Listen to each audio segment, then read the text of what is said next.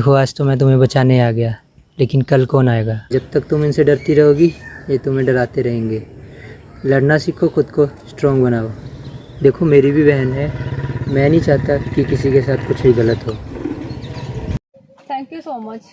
Thank you so much, आज आप मुझे बचाने आ गए। आज के बाद मैं खुद को स्ट्रॉन्ग बनाऊंगी और इन लोगों से कभी भी नहीं डरूंगी।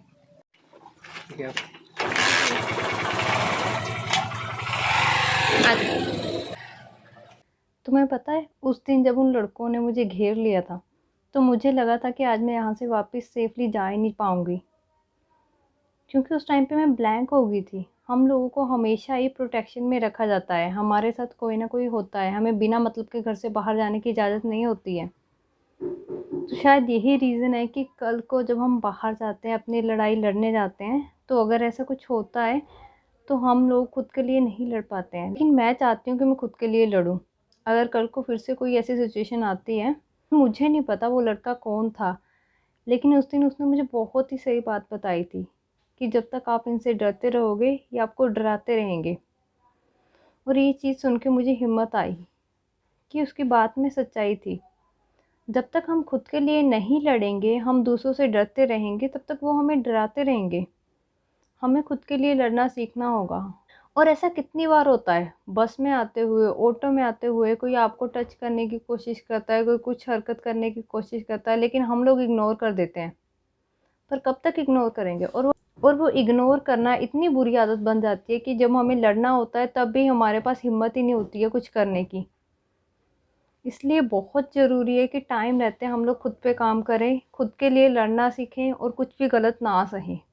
भगवान उसकी मदद करता है जो खुद की मदद करता है। हर बार आपके साथ कोई नहीं होगा जो आपको बचा पाएगा। इसलिए मैंने खुद से एक डिसीज़न लिया है कि मैं खुद को स्ट्रॉन्ग बनाऊंगी। आज की डेट में पैसा कमाना, हो सकता है हम लोग स्टूडेंट्स, हम इतना ज़्यादा आगे नहीं जा सकते, लेकिन हम खुद पे काम कर सकते हैं कि कोई अगर हमारी तरफ आँख उठा के देखता है तो हम उसकी कौन सा सबक सिखा सकते हैं।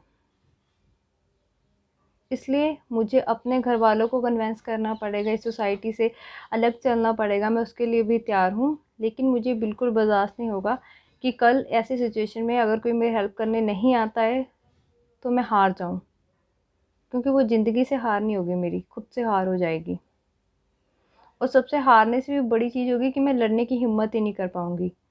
और वो हिम्मत तभी आ पाएगी जब आपने अपने लिए छोटी छोटी लड़ाइयाँ लड़ी हो।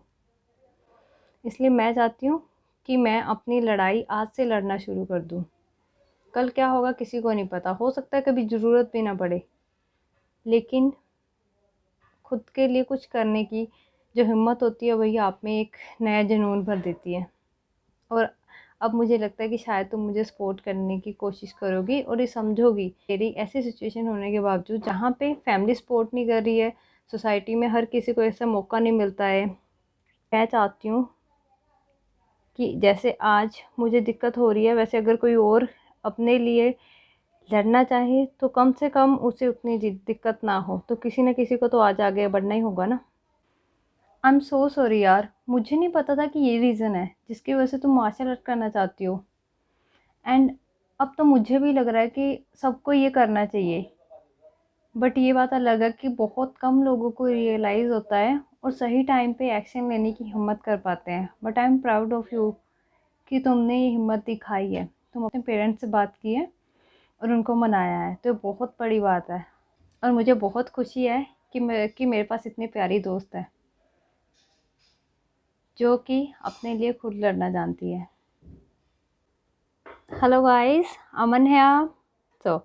सो फाइनली हमने वो रीज़न कंप्लीट किया है। उस लड़की का था मार्शल आर्ट स्टार्ट करने का। लेकिन बहुत सारे लोगों को पता है कि फ़िटनेस के बहुत सारे ऑप्शंस हैं जिसके थ्रू आप फिट हो सकते हो, लेकिन अगर कोई लड़की मार्शल आर्ट चूज़ कर रही है जो कि बहुत ही ज़्यादा डिफ़िकल्ट है, तो उसके पीछे कोई ना कोई रीज़न होगा।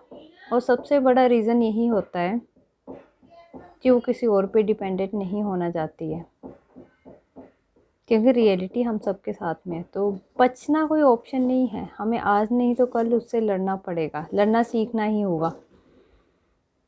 तो ये सिर्फ एक सिंपल सी स्टोरी थी, this is not my story. लेकिन हम सबके पास कोई ना कोई रीज़न होता है, हम सबके पास कोई ना कोई ऐसा इंसिडेंस होता है जो कि हमें सोचने पे मजबूर कर देता है कि हमें खुद को स्ट्रॉन्ग बनाना ही होगा। So that's our journey. So अब जर्नी में और आगे बहुत कुछ देखने वाले हैं कि मार्शल आर्ट जितना बोलने में आसान होता है, बहुत सारे हिडन फैक्ट होते हैं, स्पेशली बीइंग अ गर्ल, जो आपको फेस करने पड़ते हैं। She has fancies issues, she has like a lot of things, so we'll cover that one in our next upcoming parts. So see you soon in that parts. Till then, bye bye, stay safe, stay healthy, bye bye.